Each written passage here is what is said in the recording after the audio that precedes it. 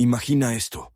Eres un joven campesino en la España del siglo XVI. No tienes tierra, ni dinero, ni futuro. Un día, un hombre con un contrato en la mano te promete 3 escudos de oro al mes, botín ilimitado y gloria eterna al servicio del rey. Te alistas en los tercios, el ejército más temido de Europa. Pero la realidad que encuentras es muy distinta. Cobras en vino aguado, duermes en barrizales infestados de ratas, y la única gloria que ves es la de sobrevivir un día más.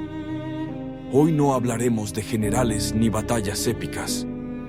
Hoy descubriremos la vida real de los soldados anónimos de los tercios, los hombres que sostuvieron un imperio con sus manos sucias, sus estómagos vacíos y sus sueños rotos, listos para viajar a las trincheras del siglo XVI. Todo comenzaba con un contrato, o mejor dicho, con una mentira. Los llamados enganchadores, una mezcla de reclutador y estafador, recorrían pueblos y tabernas buscando carne de cañón. Sus objetivos: campesinos sin tierra, segundones de nobles arruinados y hasta presos a los que se ofrecía redención mediante el servicio al rey. Pero ¿por qué alguien se unía voluntariamente a un ejército famoso por sus marchas interminables y sus pagas impagas? Las razones eran tan variadas como desesperadas. Algunos, como Pedro de Heredia, un criminal sevillano, lo hacían para escapar de la horca. Otros, como Martín García, un labriego de Toledo, creían la promesa de que en Flandes se ganaba más oro que en las Indias. Lo que no les decían es que, según registros de la época, 7 de cada 10 reclutas morían antes de cobrar su primer sueldo. Y aquí viene el engaño maestro. Las capitulaciones, esos contratos que firmaban los soldados, estaban escritas en latín o en castellano antiguo. El resultado: muchos campesinos analfabetos firmaban sin saber que, en letra pequeña, se les obligaba a pagar su propio equipo o a devolver el sueldo si desertaban. Una vez enrolados, la vida en los tercios era un ciclo de hastío, hambre y barro. Empecemos por lo básico.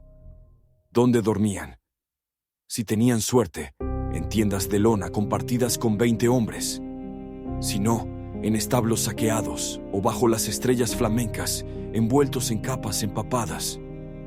Un soldado anónimo escribió en 1589: dormíamos sobre el fango y al amanecer las ratas nos mordían los dedos. La comida, bueno, llamarla comida es generoso. La ración diaria era un puñado de garbanzos, un trozo de bizcocho naval, una galleta tan dura que los hombres la remojaban en cerveza para no romperse los dientes. Y, en días buenos, carne en salazón que olía a podrido. El menú de los oficiales: cordero asado, vino de Rioja y pan blanco. La desigualdad, ya ven, no es invento moderno. Y luego estaba el ocio. Entre batalla y batalla, los soldados jugaban a los naipes con barajas robadas, bebían hasta olvidar el frío y frecuentaban prostíbulos donde, según un informe de la época, las rameras cobraban $1 por hora y 2 si el cliente tenía piojos. Pero cuidado, las deudas de juego solían terminar en duelos a cuchillo. En Amberes, en 1591, 2 piqueros se mataron por una partida de truco, un juego prohibido, y sus cuerpos fueron arrojados al río Escalda como advertencia. Hablemos de dinero, porque aquí la cosa se pone fea. Según las ordenanzas, un soldado raso debía cobrar 3 escudos mensuales. En la práctica, los atrasos eran tan comunes que surgió la moneda de necesidad, pagos en especie. Vino, ropa usada o, irónicamente, armas capturadas al enemigo que luego vendían para comer.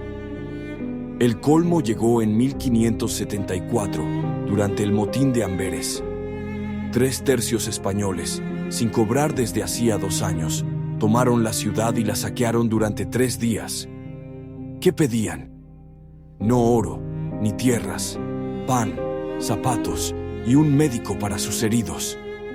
Cuando el gobernador Farnesio les ofreció perdón a cambio de rendirse, un soldado gritó: «Antes morir de un arcabuzazo que de hambre». La represión fue brutal: 100 ahorcados y 200 exiliados a Italia. Pero el mensaje quedó claro: ni los tercios más leales aguantaban eternamente. Cuando sonaban los tambores de guerra, la jerarquía importaba poco. Arcabuceros y piqueros sufrían por igual, aunque de distinta manera. Los primeros, agachados tras trincheras, recargaban sus armas bajo fuego enemigo. Un error al medir la pólvora podía volarles la cara. Los segundos, en primera línea, encajaban cargas de caballería con sus picas de 5 metros. Si sobrevivían, lo celebraban quemando trozos de tela en sus heridas para evitar infecciones. Las bajas más comunes: piernas amputadas por balas de cañón, heridas gangrenadas por la tierra de las trincheras y quemaduras de los brulotes holandeses. Los cirujanos, cuando había, usaban sierras sin esterilizar y aguardiente como anestésico. Un testimonio de 1602 cuenta que, tras una amputación, el hombre murió gritando, pero al menos no de gangrena. Y luego estaban los desertores. Algunos huían a América, falsificando documentos para hacerse pasar por colonos. Otros se unían a bandoleros como Diego Corrientes, robando carruajes en los caminos de Sevilla. Los menos afortunados eran capturados y ejecutados públicamente, sus cabezas clavadas en picas como escarmiento. Entonces, ¿vivían realmente mejor que otros soldados de su época? Desentracemos los datos. Los Lanzkenwetes alemanes, mercenarios bien pagados, hasta 5 escudos al mes, comían carne fresca y dormían en posadas durante sus marchas. Pero su lealtad era tan frágil como sus contratos. Si el oro se retrasaba, desertaban o saqueaban aliados. Los mosqueteros franceses, con sus elegantes casacas y mosquetes de última talla, disfrutaban de raciones de pan blanco y vino de Borgoña, hasta que el miedo a las cargas de caballería los hacía huir en mitad de la batalla. Los tercios, en cambio, sobrevivían a base de garbanzos con gusanos y dormían en charcos bajo mantas podridas. ¿Por qué no colapsaron como los demás? La respuesta está en lo que no tenían. No había jerarquía en el hambre.